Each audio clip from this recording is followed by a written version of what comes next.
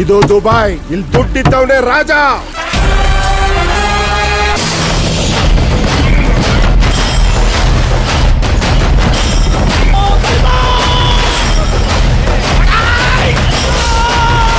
ಆ ಸತ್ಯ ನಮ್ ಪುಡಕ್ ಬೆಂಕಿ ಇಟ್ಟ.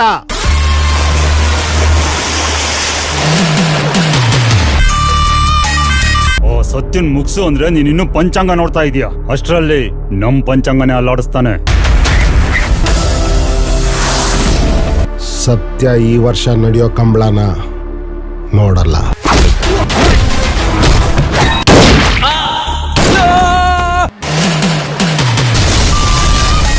ನೀವು ನಂಬಿಕೊಂಡು ಬಂದಿರುವಂತಹ ದೈವಗಳು ಇವತ್ತು ಕಂಬಳ ಕೇಳ್ತಾ ಇದೆ.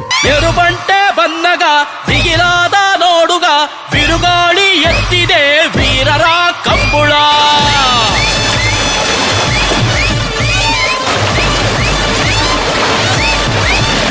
ಅವನ ಬುಟ್ಟಿಗೆ ಬೀಳದ ಹಾಗೆ ನಾನವನಿಗೆ ಚಟ್ಟ ಕಟ್ತೇನೆ. ಅಂಕದಲ್ಲಿ ಗಾಳಿ ಆಗ್ತಿದ್ದವನಿಗೆ ಕತ್ತಿ ಕಟ್ಲಿ ಕಲಿಸಿದವನ್ನ ನನ್ನ ಕೋಳಿಗೆಲ್ಲದೆ ಮತ್ತಾರ ಕೋಳಿಗೆಲ್ಲುತ್ತೆ.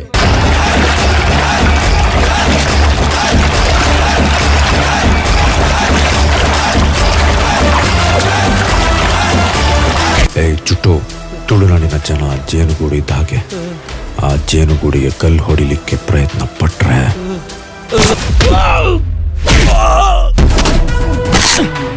ನಮ್ಮನೆಲ್ಲರಲ್ಲಿ ನಮ್ಮ ರೆಟ್ಟೆಯಲ್ಲಿ ಹೋರಾಡುವ ಗುಣ ಉಂಟು.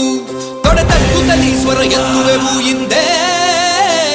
ನಮ್ಮ ಹೆಜ್ಜೆಯಲ್ಲಿ ನಮ್ಮ ದಾರಿಯಲ್ಲಿ ಆ ವಿಜಯದ ಛಲ ಉಂಟು. ಹೆಡೆ ಎತ್ತುತ್ತಲಿ ಗುರಿ ಮುಟ್ಟುವೆವು ಹಿಂದೆ.